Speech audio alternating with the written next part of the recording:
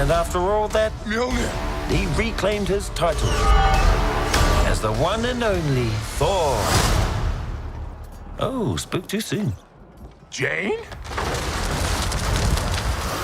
Welcome back, it's Rich, and in this episode, Rich reviews the top 5 worst of the MCU. Let's go.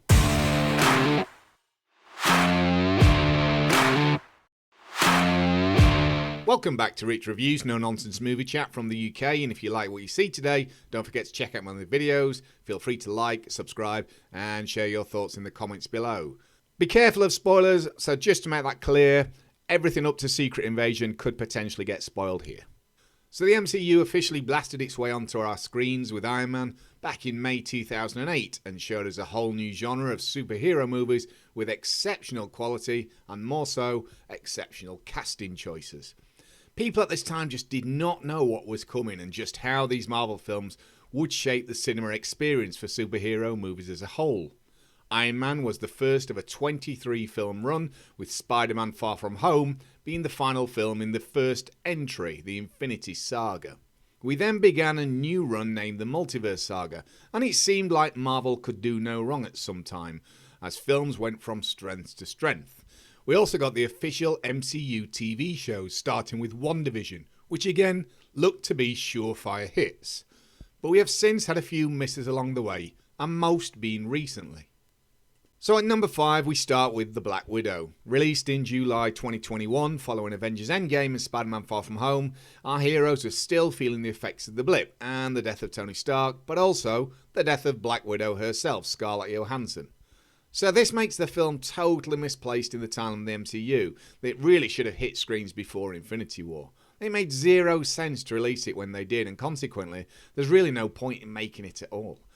It's also officially the first film of the new Multiverse Saga, which makes no sense and featured the very lackluster villain Taskmaster, who in the comics looks absolutely awesome, but on screen, not so awesome.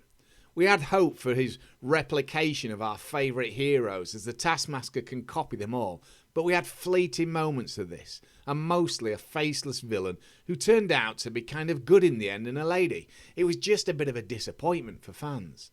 All this wasn't helped by the film releasing during the COVID pandemic, just as cinemas were opening again. So Disney decided to place it on Disney Plus at the same time, thus killing off the usual buzz around MCU films releasing in the cinema and creating some anger between Disney and Scarlett herself. All in all, it's a very average movie, but more so, a disappointing letdown of a villain, no connections to the wider MCU stories, and just released at the wrong time. Coming in at number 4, we have Secret Invasion, the TV series promising to feature the Skrulls taking over and the potential of some of our popular heroes or characters actually being Skrulls all along. This had the opportunity to really shake up the MCU, but instead we got an average espionage, spy thriller type style series with just War Machine's Rhodey being the only main character to be a Skrull, and even then, it wasn't even Rhodey. Rhodey himself is actually still alive in some hibernation tank, so all is good in the end. It could have been so much more, but with the lame death of Maria Hill in this, and a poor ending with a ridiculously now overpowered Emilia Clarke, which will need addressing at some point, because she's by now the most powerful MCU character, this was just not a well received from Marvel. It was disappointing and was heavily criticised by fans. At number 3 we have The Eternals, released in November 2021 and film 3 of the Multiverse Saga. People knew going in that this looked different and would be a different direction for Marvel, so were hoping for something new, which it gave, but it kind of came and no one seemed to really care in the end. The film itself seemed to have no connections at all to the MCU, which many fans expect as standard now, and we were presented with a roster of unknown characters that, unlike the unknown Guardians of the Galaxy that seemed to work perfectly, no one in particular in the Eternals hit the mark for people. I mean, can you really name all of the people on the team? Or even just most of the team? Ultimately, it just didn't feel like a Marvel film at all. It had some repetitive threat with these strange, poor CGI aliens that were quite uninspiring to viewers. There's not been really any connections to speak of against this since as well, so it just seems to now be fading away as if the film never happened. except for a giant celestial that's now stuck in the sea. And although this is briefly mentioned in She-Hulk episode 2, that's still a massive, and no pun intended because it is huge, it's a massive plot point that needs addressing. The Eternals didn't really hit the mark for people and seems to have dwindled away, so that's why I'm leaving this at number 3. So that segues us neatly into our number 2 spot with She-Hulk. And for a show with the main title character having such poor CGI as it gave, that is unforgivable.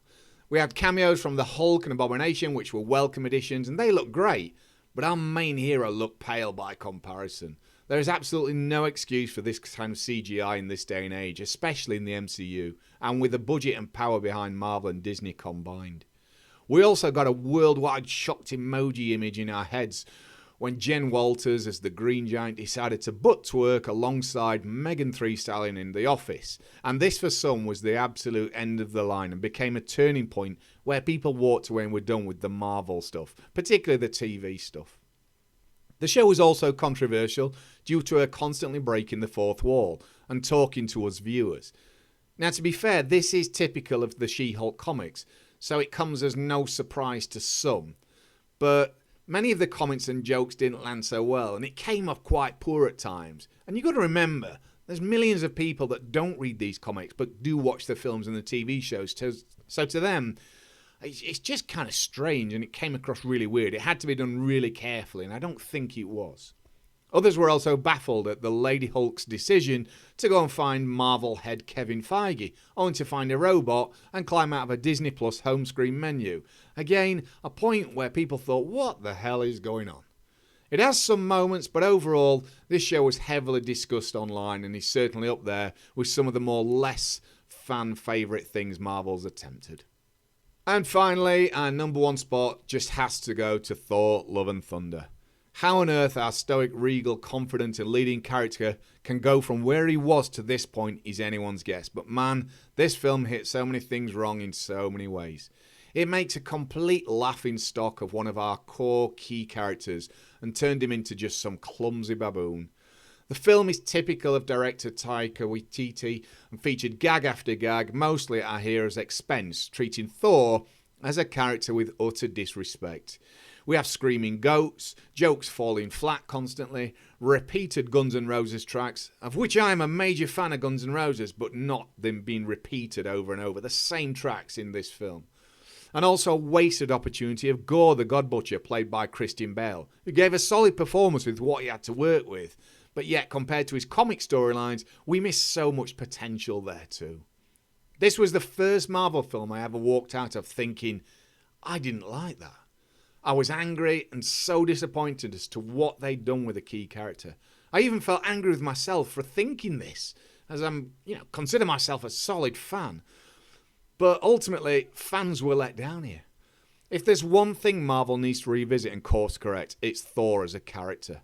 Compare this to the Thor of the first Thor film, or more so the one we got in Infinity War. They are absolutely worlds apart. So disappointing all around and easily for me taking the number 1 spot. So what are your top 5 worst MCU films or TV shows or even moments? Leave a comment below, and until next time, keep smiling peeps.